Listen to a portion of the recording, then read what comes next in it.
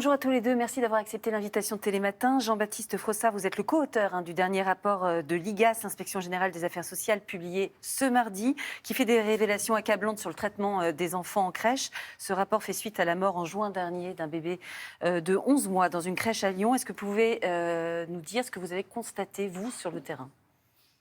Ce qu'on a constaté, c'est que c'est un secteur où il y a beaucoup de professionnels très engagés, des projets qui sont portés, mais des professionnels qui n'ont pas toujours les conditions dans l'état actuel du secteur pour travailler d'une façon qui soit satisfaisante. Oui. Donc un manque de moyens, un manque d'effectifs, mais bon, il s'agit de nos enfants, donc effectivement, c'est assez affolant.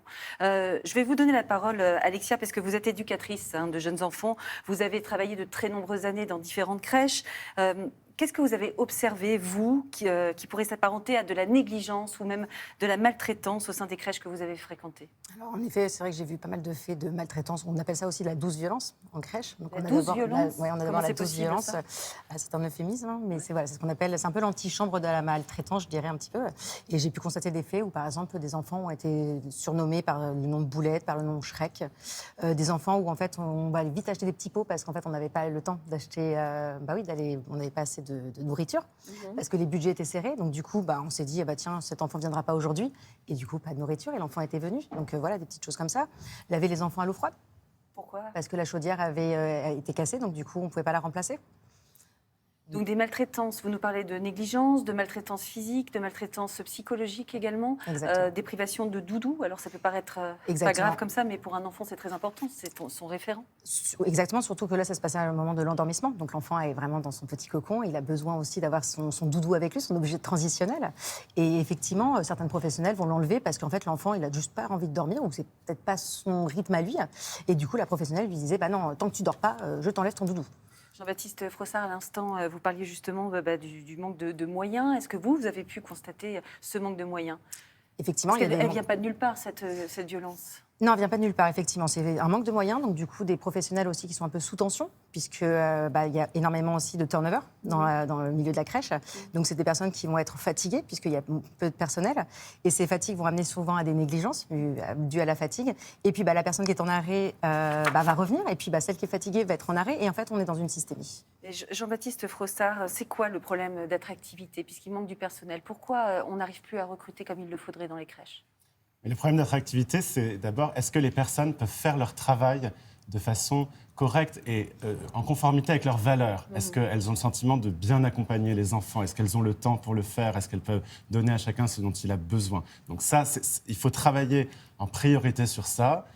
Ensuite, bien sûr, il y a la question des rémunérations. Ça, ce n'était pas notre question au niveau du rapport. C'est d'autres travaux du ministre. Mais en tout cas, la qualité, c'est-à-dire est-ce que j'ai le sentiment à la fin de la journée que j'ai pu faire mon travail comme je devais le faire, que les enfants qui m'étaient confiés, j'ai pu les accompagner, les sécuriser, leur permettre de se développer. C'est ça qui fait que les gens vont continuer à travailler dans ce secteur. Et la réponse apparemment est non, dans la plupart des cas de votre rapport. Les crèches peuvent à présent recruter du personnel non diplômé pour compenser les 10 000 professionnels manquants. Qu'est-ce que vous pensez de ça, vous ? Il y a 120 heures de formation. Je suis assez nuancée, parce qu'au début, j'étais plutôt contre, en me disant, oh là là, des personnes non diplômées. Mais à l'heure actuelle, je pense que ça peut être très intéressant de les avoir, ces personnes-là. Mais par contre, il faut un accompagnement de qualité. Oui. Parce que simplement, on ne peut pas les lâcher dans la crèche et leur dire, débrouillez-vous. Parce que c'est un petit peu ce qui se passe en ce moment. Donc, ce n'est pas tellement le nombre d'heures, mais c'est plutôt la qualité de l'accompagnement. C'est ça, la formation en elle-même. La formation, encore une fois. C'est un recrutement, si je peux me permettre, qui a été encadré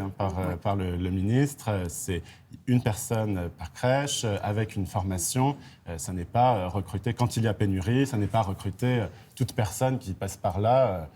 C'est très encadré, malgré tout, dans les établissements. Alors sur Twitter, la secrétaire d'État chargée de l'enfance, Charlotte Cobel, a réagi en comparant les conclusions de votre rapport à la crise qui avait secoué le secteur de la dépendance après la publication du livre Enquête, les fossoyeurs de Victor Castanet, qui révélait des maltraitances dans les EHPAD du groupe Orpea.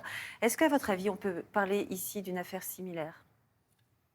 Ce que nous devons regarder, ce sont les risques qu'il y a dans tout accueil de personnes vulnérables et dépendantes. C'est les personnes âgées, ce sont les enfants, ce sont les personnes en situation de handicap. Je suis un professionnel, j'accompagne ces personnes. on est en risque parce que il y a une activité qui est rapide, qui est comptée. Il faut s'occuper de plusieurs personnes. La personne ne veut pas céder aux soins que je lui fais. Donc, il y a des risques partout. Ensuite, il y a des risques chez les personnes âgées Oui, et chez les petits-enfants. Mais parce que ça va avec l'accueil de personnes vulnérables. Les risques sont inhérents à cette activité. Ensuite, c'est qu'est-ce qu'il y a dans l'institution pour permettre de diminuer ces risques, de les prévenir, de les maîtriser, de dire aux professionnels, là, tu commences à être au bord de craquer, prends le temps, on va en discuter, ça va être revu en réunion. Vous avez donné des recommandations, il y en a 38. Quelles sont les principales ? Les principales, c'est que nous recommandons d'abord d'aller vers une augmentation du nombre d'adultes par enfant, d'avoir des groupes d'enfants qui soient plus petits, d'avoir une formation des professionnels, de tous les professionnels qui soit plus élevée. Nous allons également revoir toute l'organisation et le financement pour que nous financions la qualité sur la qualité et que cette politique soit au service pas seulement des familles et des parents, mais véritablement des enfants et de leurs besoins. Alors justement, suite à la publication de votre rapport, le gouvernement a annoncé qu'il allait prendre en compte ces recommandations et agir rapidement. Alexia, est-ce que c'est une réponse que vous trouvez satisfaisante ? Est-ce que vous y croyez ? Waouh, la question. En effet, alors j'ai confiance en mon gouvernement. Maintenant, il faut agir vite. Là, il y a urgence. Il y a urgence à optimiser ce qui est proposé. Le rapport, effectivement, moi, je l'ai lu et je trouve que les recommandations sont tout à fait adéquates. Et c'est fidèle à ce que vous vivez, vous, en crèche ? Complètement. C'est complètement ça. Là, c'est tout ce qu'on n'a pas voulu dire qui a été dit dans ce rapport. Donc, merci aussi pour ce rapport parce que j'espère que ça va pouvoir aider parce que là, il y a urgence. Et ce sont les bonnes recommandations également. Ouais, je les ai trouvées très intéressantes, surtout sur les analyses de pratiques professionnelles. Mais par contre, vous doutez que ça soit mis en place rapidement par le gouvernement ? J'ai beaucoup de doutes, en effet. Je m'interroge. C'est le ministre qui a demandé ce rapport, c'est le ministre qui a choisi de publier ce rapport en toute transparence. Et il l'a publié après nous avoir longuement écoutés, en indiquant qu'il allait prendre des mesures pour répondre à nos constats. Jean-Christophe Combe. Jean-Christophe Combe, je crois ministre des Solidarités. Ministre des Solidarités. Bon, écoutez, on espère qu'il regarde Télématin et qu'il prend en compte cette urgence pour nos enfants. Merci à vous deux d'avoir témoigné et d'être venus ce matin. Merci à vous. Merci.